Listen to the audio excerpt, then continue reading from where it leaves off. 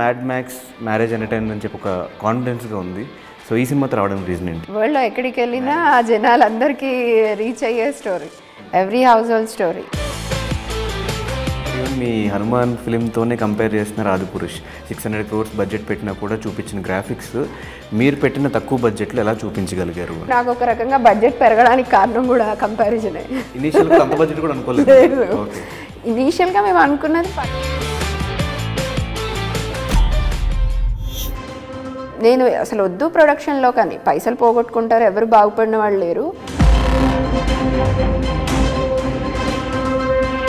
ఒక 1.5 year దాటేసరికి 20 కాస్త 30, 35-40 వచ్చేసరికి ఐ వాజ్ కంప్లీట్లీ ఫ్రస్ట్రేటెడ్. ఇంక అప్పుడు నేను ఐ బర్స్ట్ అవుట్. నేను అసలు చేయొద్దు, ఏమి చేయొద్దు, సినిమాలే వద్దు మనకి.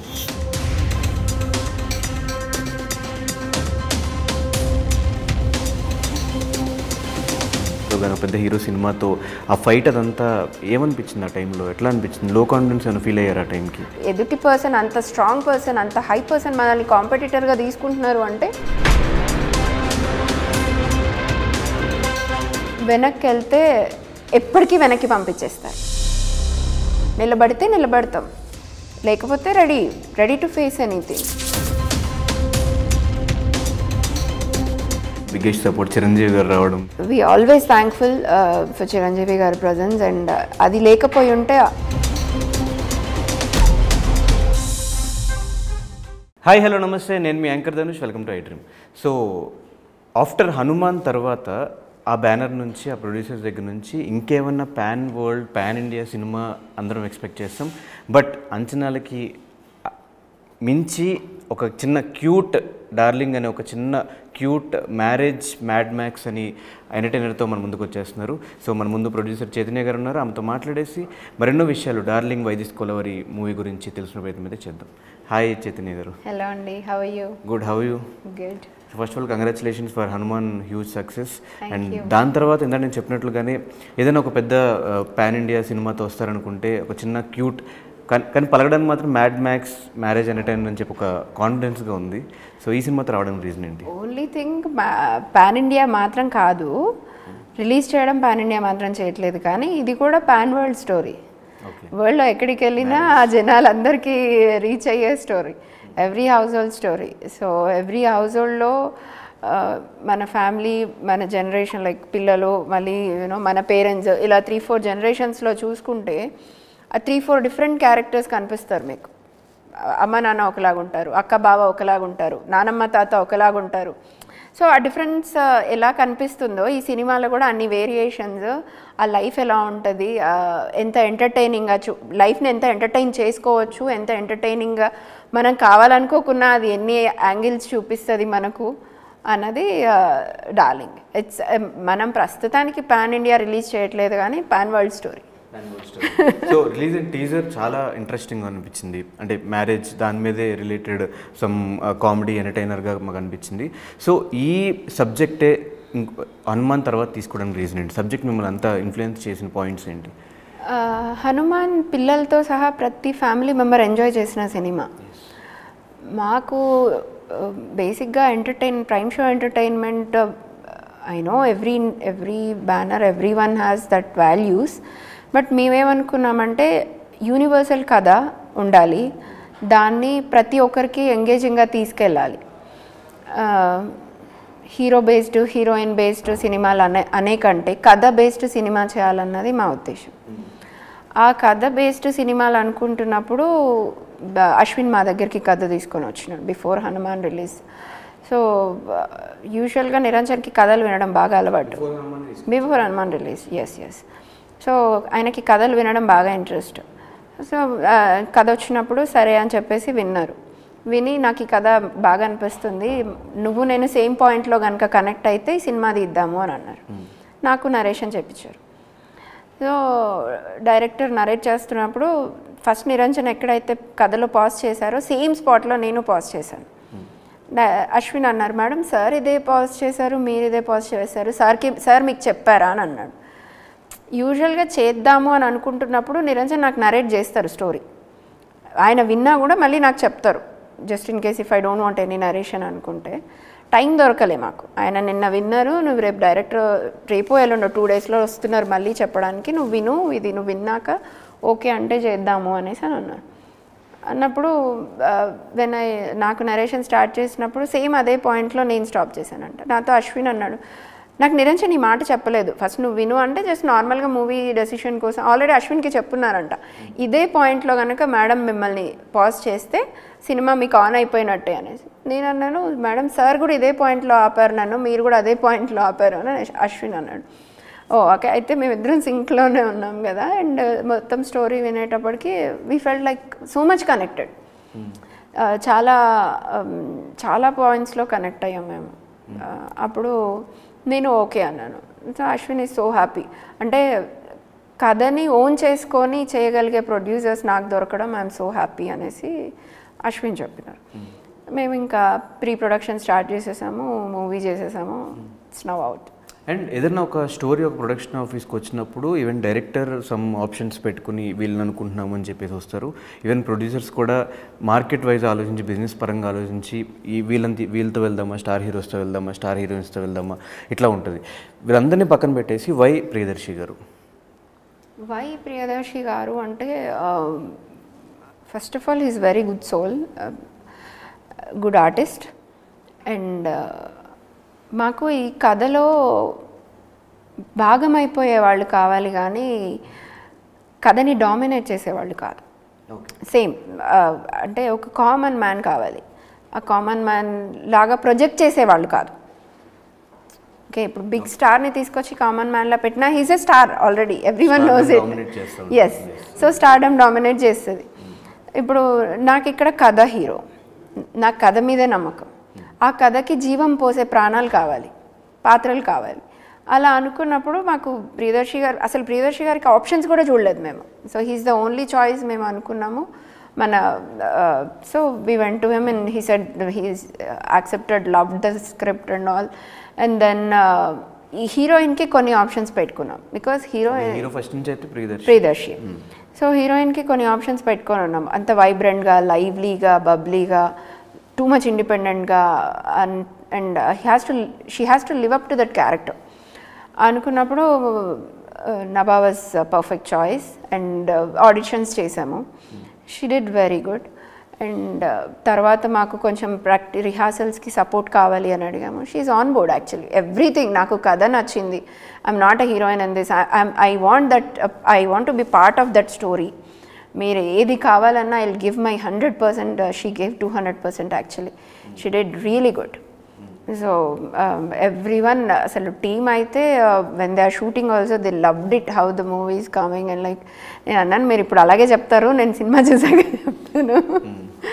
But the outcome is really good. చూసిన వాళ్ళు, ఇప్పటి వరకు చూసిన వాళ్ళు అందరికీ బాగా నచ్చింది. So it's really good. మీరు నిరంజన్ గారు సేమ్ పాయింట్లో ఆగారు, దట్టు ఇది ఒక మ్యారేజ్ రిలేటెడ్ స్టోరీ. సో ఎందుకు ఏమైనా పర్సనల్ లైఫ్లో ఏమైనా కనెక్ట్ అయ్యారా పాయింట్కి? అది పర్సనల్ లైఫ్ కనెక్ట్ ఉండింది. బట్ అంటే నేను నిరంజన్ కూడా ఆగి దాని మీద డీటెయిల్ డిస్కషన్ చేస్తారని అనుకోలే ఆ పాయింట్ మీద. అశ్విన్ చెప్పినప్పుడు ఓకే, ఈ మనిషికి ఇంకా గుర్తుంది, ఈ పనుల్లో పడి మర్చిపోలేదు అని అనుకున్నా. So yes, yeah. సో ఏం చూపించబోతున్నారు అంటే టీజర్లో చూసినప్పుడు ఒక సాఫ్ట్ కార్నర్ అబ్బాయిల సైడ్, ఒక రఫ్ అండ్ టఫ్గా ఉండే ఒక అమ్మాయి, ఎక్కువ ఇబ్బందులు పెట్టే ఒక అమ్మాయి, అట్లా చూపించబోతున్నారు. End of the story moral story ఏంటి, ఏం చూపించబోతున్నారు, ఎవరికి ఫేవర్గా ఉండబోతుంది డార్లింగ్ బై తీసుకోవాలి? So as you said, the same thing. అబ్బాయి is very common, grounded, very matured అబ్బాయి. అమ్మాయి so vibrant, lovely, lively and too much independent. ఇద్దరి పాత్స్ క్రాస్ అయినప్పుడు ఆ అమ్మాయిని హ్యాండిల్ చేయడం ఈ అబ్బాయికి ఎంత ఛాలెంజింగ్ అయింది. And two good souls, Darshi his point of view and her point of view, it's too unique and two reasonable things. వాళ్ళిద్దరూ కలిసి ఎలా సస్టైన్ అయ్యారు and why she has to fight with him, that's a very key point. తర్వాత at the end of the day ఎట్లా fight end అయింది అన్నది final day. So and title ఎందుకు darling why this Kolaveri? Initial why this Kolaveri అని టైటిల్తో వచ్చినారు అశ్విన్. అప్పుడు I'm not that happy, because it's not Telugu related కదా అని ఒకటి అనుకున్నాను నేను. టైటిల్ ఫస్ట్ నుంచి నేను ఆబ్జెక్ట్ చేస్తూ వచ్చాను, నాకు మంచి టైటిల్ కావాలి అనేసి. So they came up with so many options. మేము కొన్ని ఆప్షన్స్ ఇచ్చిన తర్వాత అందరికీ ఇప్పుడు 10 ఆప్షన్స్ అనుకున్నాం, లిటరల్లీ 10 ప్రింట్ చేసాం. ఫస్ట్ నాకు అందులో గుర్తుంది అయితే ప్రియరాగాలు, తర్వాత ఇంకొకటి ప్రేమలేఖలు. సో ఇట్లాంటి అన్ని యునిక్ హిట్ టైటిల్స్ పెట్టుకున్నాం. అన్నిట్లోకి మాకు అందరికీ కామన్గా నచ్చింది darling. Because even my team also they called everybody is like darling, ఈ పని చేయి ఆ పని చేయి, even when the starting it self. So సరే అందరూ అంత ఇప్పుడు మన చుట్టుపక్కల ఇంతమంది వాడుతున్నారు అంటే బయట ఎంతమందో వాడుతూ ఉంటారు కదా, catchy title. And also Prabhas గారి సక్సెస్ టైటిల్. ఫస్ట్ టైటిల్ ఎలా అవైలబుల్ ఉందా లేదా అని చెక్ చేస్తే టైటిల్ అవైలబుల్ ఉంది. మళ్ళీ కానీ అది ఇది సేమ్ ఉంటుంది కదా, కొంచెం మనం ఏదైనా యూనిక్ యాడ్ చేయాలి బికాస్ జనరేషన్ గ్యాప్ వచ్చేసింది. సో యూనిక్గా యాడ్ చేయాలి అనుకున్నప్పుడు వీల్ యాడ్ వై దిస్ కొలవరిది add tag line. So everybody love that idea also. So it first idea ఎవరి మీద, డైరెక్టర్దా లేదంటే? Darling director idea, and why this కొలవరిది ఈజ్ నా ఐడియా. ట్యాగ్ లైన్ చేద్దాం దీన్ని because he put soul in it. Ashwin మొదటి నుంచి కథ అనుకున్నప్పటి నుంచి తనకు ఆ టైటిల్ బాగా నచ్చింది because you will also relate to that tag line one you start watching the movie. అది వై దిస్ కొలవరిది అన్నది కూడా ఒక రకంగా యాప్ టైటిలే, కాకపోతే అదే టైటిల్గా వెళ్ళే అంత దానికి అంత ఏమంటారు సౌండ్ లేదనిపించింది. అందుకనే ఇప్పుడు ఆ డార్లింగ్ క్రియేట్ చేస్తుంది కాబట్టి ఆ kind of why this Kolaveri situations we wanted to go with that. And ఎందుకు ప్రతిసారి మీ ఫిలిమ్స్కే ఈ రిలీజ్ డేట్స్ చేంజ్ అవుతూ వస్తాయి, లేకపోతే ఇష్యూస్ అవుతూ ఉంటాయి? ఎందుకు? దీనికి కూడా రీసెంట్గా మళ్ళీ ఎప్పుడో రావాల్సిన సినిమా మళ్ళీ ఇప్పుడు పోస్ట్పోన్ అయ్యి 19th జూలైకి వస్తుంది. యాక్చువల్గా ఫస్ట్ కల్కి డేట్ అనుకున్నాం, 28 జూన్ అనుకున్నాము. అనౌన్స్ కూడా చేద్దాం అనే లోపు ఈరోజు మాది ఈవినింగ్ అనౌన్స్మెంట్ రావాలి, ఆ రోజు మార్నింగ్ వాళ్ళు స్వప్న గారు వేసేసారు. వేసిన తర్వాత సరే వద్దాములే ఏం కాదు, మనకు కూడా ఫుల్ పబ్లిసిటీ వస్తుంది. డార్లింగ్ ప్రభాస్ గారి టైటిల్, ప్రభాస్ గారి మూవీతో వస్తుందంటే జనాలకు కూడా క్యూరియాసిటీ ఉంటుంది, చేసేద్దాంలే అని అన్నారు. అంటే మళ్ళీ అంటే మా ఇంటర్నల్ డిస్కషన్ నాకు నిరంజన్కి, అప్పుడు హనుమాన్ అప్పుడు అంటే మన తప్పు లేదు అక్కడ, మనం ఎప్పుడో అనౌన్స్ చేసున్నాము, మనం దానికే నిలబడ్డాం.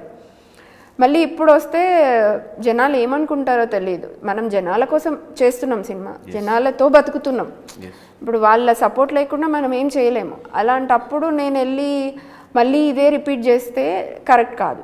And already industry exhibition side distribution side చాలా లో నడుస్తుంది. ఇలాంటి టైంలో నేను ఒక పెద్ద సినిమాకి కాంపిటీషన్ వెళ్ళి నాకు వచ్చేదానికంటే నాకు పోయేదానికంటే కూడా I thought about other 2 sectors. వాళ్ళకి కూడా ఇంకొక వీక్ ఫీడ్ చేయగలిగే కంటెంట్ కావాలి. ఒక్కసారి కొట్లాడుకొని ఆ ఒక్క వీక్లో వాళ్ళు చేసుకునేది ఏమి ఉండదు అనుకున్నప్పుడు June 12th అనుకున్నాం, July 12th అనుకున్నాం. భారతీయుడు అనౌన్స్మెంట్ ఉంది. సో మళ్ళీ అది కూడా పెద్ద సినిమానే, వద్దు క్లాష్ వద్దు, 19th కూడా మంచి డేటే అని అన్నారు. సో 19th వచ్చేద్దాము అనేసి 19th వచ్చాం. కానీ ఆ టైంలో ఒక ప్రొడ్యూసర్ పాయింట్ ఆఫ్ వ్యూలో మీకు ఏమనిపించింది అంటే, ఒక పెద్ద ప్రొడక్షన్ హౌస్తో కానీ, ఒక పెద్ద హీరోతో కానీ, ఒక పెద్ద హీరో సినిమాతో ఆ ఫైట్ అదంతా ఏమనిపించింది ఆ టైంలో? ఎట్లా అనిపించింది? లో కాన్ఫిడెన్స్ ఏమైనా ఫీల్ అయ్యారు ఆ టైంకి? ఫస్ట్ థింగ్ మేము ఫైట్ అనుకోలేదండి, ఎప్పుడు ఫైట్ కాంపిటీషన్ అని అనుకోలేమేమో. అసలు అంత కాంపిటీషన్గా తీసుకొస్తారని కూడా మాకు వచ్చేదాకా తెలీదు. మేము ఏమనుకున్నాము, ఇప్పుడు వాళ్ళే అన్నారు ఎవరు ఫస్ట్ అనౌన్స్ చేశారో దాన్ని బట్టి చూసాము అంటే, అట్లా చూసినా కూడా మాదే ముందు ఉంది. సో కానీ ఎందుకో సంహౌ రిలీజ్ డేట్ దగ్గరికి వెళ్తున్న కొద్దీ టఫ్ కాంపిటీషన్గా తీసుకున్నారు. మేము అది ఎక్స్పెక్ట్ చేయలేదు. One way it's like stressed out so much, but ఒక కాన్ఫిడెన్స్ ఏమొచ్చింది అంటే, అరే మనం కూడా అచీవ్ చేయగలిగాము. ఇప్పుడు ఎదుటి పర్సన్ అంత స్ట్రాంగ్ పర్సన్, అంత హై పర్సన్ మనల్ని కాంపిటీటర్గా తీసుకుంటున్నారు అంటే, వాళ్ళు తీసుకున్నారో లేదో తెలియదు, బట్ పీపుల్ అయితే ప్రొజెక్ట్ చేశారు కాంపిటీటర్గా. We felt happy in one way. ఎందుకంటే 30 సంవత్సరాలు ఒక legacy, Mahesh Babu garu and producer garu, director garu. So they already created histories. అంత కంటెంట్, అంత స్టార్డమ్ ఉన్న వాళ్ళతో అసలు మాకు రిలీజ్ ఆపర్చునిటీ రావడమే వీ ఫీల్ బ్లెస్డ్. కాకపోతే అది కాంపిటీషన్గా మళ్ళీ at least it was not a healthy competition also. Competition వరకు కూడా okay, but it's not a healthy competition. కానీ మేమేమనుకున్నామంటే, వెనక్కి వెళ్తే ఎప్పటికీ వెనక్కి పంపించేస్తారు. ఓకే, నిలబడితే నిలబడతాం, లేకపోతే రెడీ టు ఫేస్ ఎనీథింగ్. కానీ మొత్తం వెనకడుగు వేయొద్దు అనేసి అనుకున్నాను. అండ్ ఆ టైంలో బిగ్గెస్ట్ సపోర్ట్ చిరంజీవి గారు రావడం that's a tremendous help. Yes. And Chiranjeevi గారి సపోర్ట్, ఆ presence made a whole difference. అసలు మాకు అరా అనిపిస్తుంది, మాకు ఒక హనుమంతుడిలా వచ్చారు సపోర్ట్ ఇవ్వడానికి. దేవుడు ఎవరో ఒక రూపంలో వస్తారండి. ఈవెన్ సమ్ టైమ్స్ నాలాగా కూడా వచ్చి మీకు ఏదైనా చేయొచ్చు, మీలాగా వచ్చి నాకు ఏదైనా చేయొచ్చు. So that was really a great help from him. We always thankful for Chiranjeevi గారి ప్రజెన్స్. అండ్ అది లేకపోయి ఉంటే that made really impact presence. చెప్పండి, ఒక ప్రొడ్యూసర్గా ఎట్ టైం 2 సినిమాలు, బిగ్ సినిమా అయినా చిన్న సినిమా అయినా రిలీజ్ అయితే రన్ అవుతాయా? 2 సక్సెస్ఫుల్గా రన్ అవ్వగలవా? ఎస్, రన్ అవ్వగలవు. మరి ఎందుకు అది డిపెండ్స్ ఆన్ సీజన్స్. ఇప్పుడు మనకి నాకున్న చిన్న నాలెడ్జ్, నేను అనలైజ్ చేసుకున్న, మేము అనుకుంటున్న మా చిన్న ప్రపంచంలో, because I'm very less than 3 years old in the distribution and exhibition production. 2 మంచి కంటెంట్ సంక్రాంతి లాంటి సీజన్కి even 3 good content movies can run. 2 అయితే వెరీ హ్యాపీగా అయిపోతాయి. ఎనీ అదర్ టైం కూడా 2 ఈజీగా చేసేయచ్చు. It's not a difficult, high good content ఉన్నవి.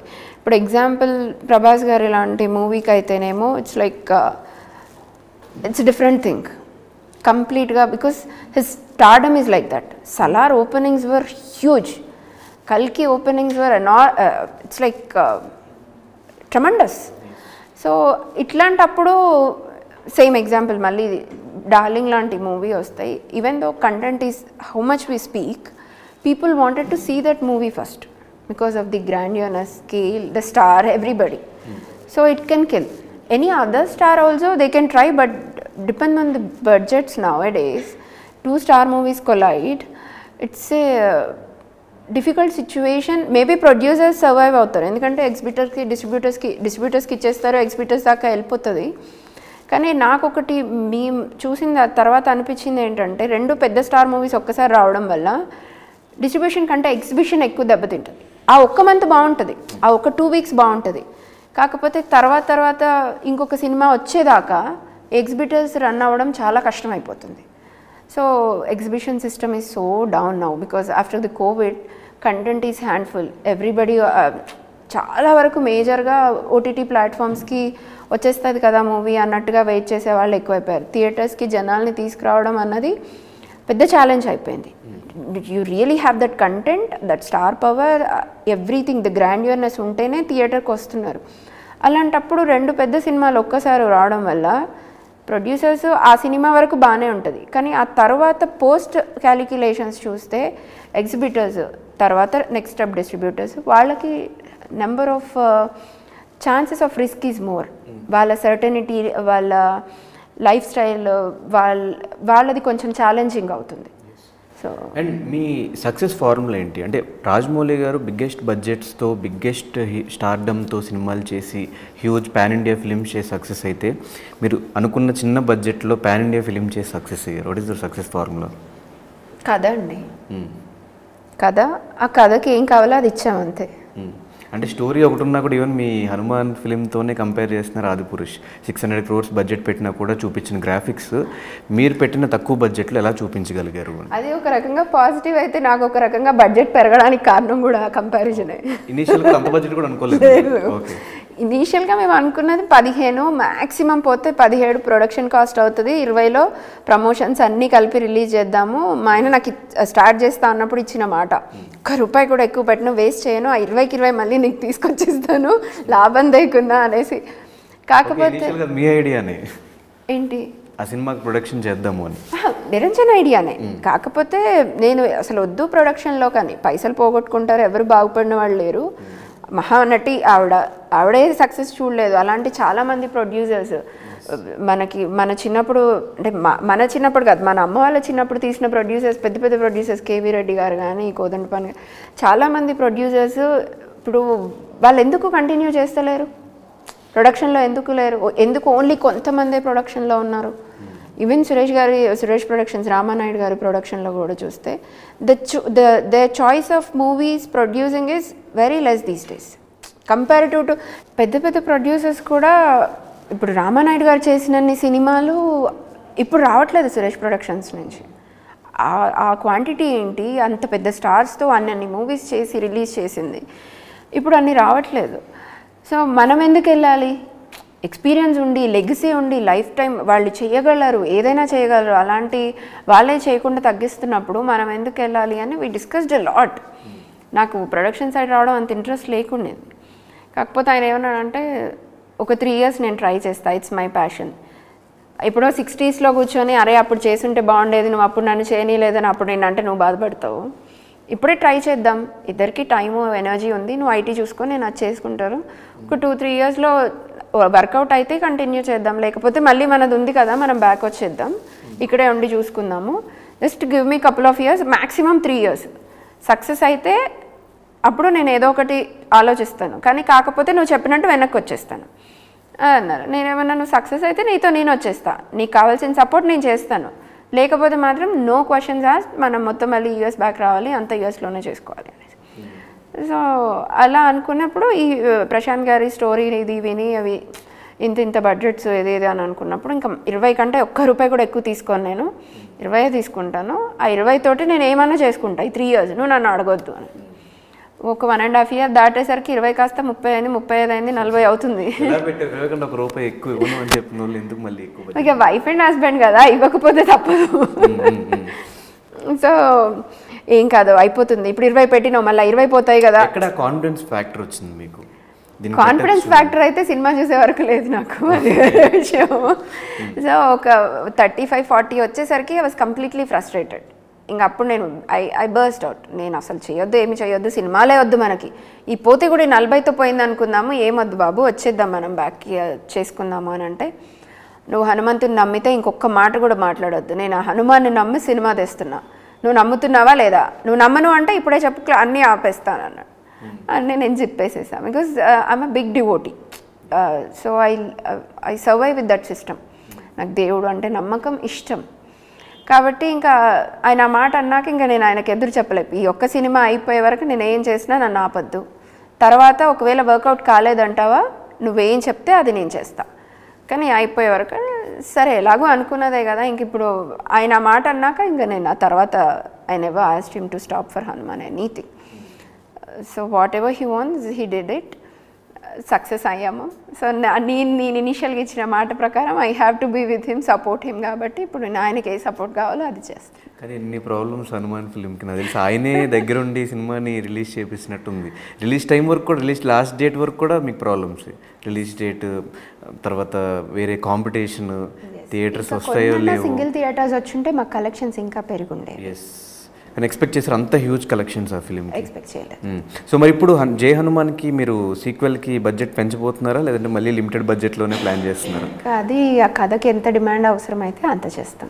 ఎంతవరకు షూట్ అయింది? నెక్స్ట్ ఇయర్ రిలీజ్ అని ప్రీ ప్రొడక్షన్ అవుతుంది ఇప్పుడు. బికాస్ ఆఫ్ ది గ్రాండియర్నెస్ అది అంతా వర్కౌట్ చేస్తున్నారు స్టోరీ బోర్డ్ విజువలైజేషన్స్ మీద. ఇంకొక 2 years పడుతుండొచ్చు మినిమం. అంటే లైక్ ఫస్ట్ పార్ట్ అంతా మాకు సూపర్ హీరో మీద చూపించారు, సెకండ్ పార్ట్ అంతా మొత్తం హనుమంతుడి మీదేనా, లేదంటే ఇంకేమన్నా మళ్ళీ సూపర్ హీరో? అది ప్రశాంత్ అడగండి, మళ్ళీ నేను చెప్తే నన్ను అనేస్తారు. Okay, but the movie will be definitely next level thing. Yes. And హనుమంతుని మేము ఫస్ట్ హాఫ్లో చూసినప్పుడు రిఫరెన్స్ అంతా ఈ రానా గారి మీద తీసుకున్నట్లున్నారు, face cut. We never imagined or visualized any person. మేము ఫైనల్ సీక్వెన్స్ చేసే ముందు ఒక థాట్ అనుకొని ఉన్నాం, చిరంజీవి గారిని అప్రోచ్ అవుదాము అని. కానీ అప్పటికే బడ్జెట్ చాలా ఓవర్ షూట్ అయిపోయింది. సో మళ్ళీ ఇప్పుడు వెళ్ళి అడిగిన అటు ఇటు ఏమైనా అయినా అడుగుంటే ఆ ప్రయత్నం కూడా చేస్తుంటే చిరంజీవి గారు చేసేటోళ్ళు. డెఫినెట్లీ. తర్వాత మాకు కూడా అర్థమైంది, అసలు మేము బడ్జెట్ అని ఆలోచించినాం కానీ అది చాలా తప్పు, మేము ఆలోచించి ఉండకూడదు, మేము ఎల్లుంటే ఆయన వచ్చేవారు అని అనిపించింది మాకు. కాకపోతే ఇంకా ఎందుకో హెజిటేట్ చేసాము వెళ్ళడానికి, వెళ్ళలేదు. జస్ట్ విజువల్, మేము ఎవరిని ఒక పర్సన్ ఇమాజిన్ చేసుకొని చేసింది కాదు. ఒకవేళ సెకండ్ హాఫ్లో ఒకవేళ హనుమంతుని పెట్టాలి అంటే ఏ హీరోని పెట్టబోతున్నారు? ఇప్పటి వరకు అయితే ఎవరు కన్ఫర్మ్ అవ్వలేదు. అనుకుంటున్న డిస్కషన్స్లో కూడా పెద్ద నేమ్స్ ఏం లేవు. అంటే మీ థాట్స్ ఏమున్నాయని, ఎవరిని పెడితే బాగుంటుంది? నన్ను పర్సనల్గా అడుగుతున్నారా? ఇది it's not a producer wish, it's Chaitanya అప్పుడప్పుడు నిజం అవుతాయి కదా. It's just as a person, if you ask me, it's just as a person I can tell, but as a producer I have really no clue, no nothing. As a person అయితే I want to see Ram Charan as చూడొచ్చు, try చేయొచ్చు at least. Try కూడా నా చేతిలో లేదు, but I love him personally, so I want that character to be played by Ram Charan garu. If he says something, I would love to see Chiranjeevi garu. అది నా personal opinion. కథకి దీనికి direction ఏది సంబంధం లేదు. As a పర్సనల్గా మాత్రం I wanted to go with. And హనుమాన్కి ఆబ్వియస్గా ప్రొడక్షన్ కొత్త కాబట్టి కొన్ని మిస్టేక్స్ అయితే చేసి ఉంటారు. సో ఈ సినిమాకి దానికి చేంజ్ చేసుకున్న థింగ్స్ ఏంటి ప్రొడ్యూసర్గా? హనుమాన్ ప్రొడక్షన్ అప్పుడు we were never involved in the production, because ఇక్కడ లేము మేము. మొత్తం యూఎస్లో ఉన్నప్పుడు జరిగింది ప్రొడక్షన్. టీం చూసుకున్నారు, అంతా టీం మీద డిపెండ్ అయినాము. ఎప్పుడైనా వచ్చినప్పుడు గెస్ట్ లాగా వెళ్ళి చూసి వచ్చిందే కానీ ప్రొడక్షన్కి ఎప్పుడు మొత్తం ఇన్వాల్వ్ కాలేదు. డార్లింగ్కి A to Z pin art department ఎక్కడెక్కడ ఏమేమి సామాన్లు కొనుక్కొచ్చారు దగ్గర నుంచి నాకు తెలుసు. Everything yes. I love that crafting, art కానీ కాస్ట్యూమ్స్ కానీ యునో డైలాగ్స్లో అవి నాకు బాగా నచ్చుతాయి. నాకు అంటే కొంచెం సెన్స్ కూడా ఉంది అటు సైడు, కాబట్టి నేను వాటిలో అట్లీస్ట్ వాళ్ళు చెప్పేది కరెక్టా కాదా అన్నది జడ్జ్ చేసుకోగలుగుతాను. ఇప్పుడు డైరెక్టర్ గారు ఫ్రేమ్ తీస్తున్నప్పుడు అది జడ్జ్ చేయలేను నేను, because I really no clue. వాళ్ళ విజన్ ఏముందో నాకు అర్థం కాదు వాళ్ళు చూపించే వరకు, ఈవెన్ కథ తెలిసినా కూడా. కానీ అదే ఇప్పుడు కాస్ట్యూమ్స్ గురించి, ఇప్పుడు ఈ వీళ్ళకి రిక్వైర్మెంట్ ఉంది, ఇంత క్వాంటిటీ తెచ్చారు, ఈ కలర్ తెచ్చారు అంటే దానికి ఎంత రేట్ అవుతుంది, వాళ్ళు ఎక్కడ తేవచ్చు, ఏం చేయొచ్చు అన్నది నాకు ఐడియా ఉంది. Same art department, set work related, ఆ కార్పెంటర్ ఆ పని చేస్తున్నాడు అంటే అది ఎన్ని రోజుల్లో చేయొచ్చు, ఎప్పటి వరకు కంప్లీట్ చేయొచ్చు, ఎలాంటి అవుట్పుట్ తేవచ్చు అన్నది ఒక ఐడియా ఉంది. వాటి మీద నేను కూర్చొని ఆ టీంతో వర్కౌట్ చేసుకోగలుగుతున్నా. కొన్ని నేర్చుకుంటున్నా ఇంకా. కానీ ఏది బెస్ట్ అనిపించింది? హౌస్ వైఫ్గా ఇంట్లో ఉండటమా, ఐటీ చేయడమా, లేదంటే production? When I was working as a software engineer, we got married. So I was never a housewife. More challenging is being a mother. Being a mother, leaving the kids out there and coming and fighting with the society is the biggest challenge. పిల్లలు లేని వరకు నాకు ఎప్పుడూ అనిపించలేదు అసలు women ఆగడానికి reason ఏంటి, why they don't even need to stop అని అనుకునేదాన్ని. Now I even pause sometimes because పిల్లలు they are driving force, they are next generation. నేను ఇప్పుడు ఇంత చేసి మేబీ ఒక హనుమాన్ లాంటి సినిమా తీసి ఒక ఎరా క్రియేట్ చేసిన, if I'm not bringing up my kids as proper human beings, I'm not expecting them to be a successful people, proper human బీయింగ్గా పెంచలేకపోతే ఐఎమ్ ఫెయిలింగ్. నాకు ఈ బిజినెస్లు ఇన్ని చేశానా, ఎంత చేశాను దీనికంటే కూడా. So being a mother not supportive to the kids is అది ఇప్పటికీ రిగ్రెట్ అయ్యే విషయం. But definitely they will proud of you.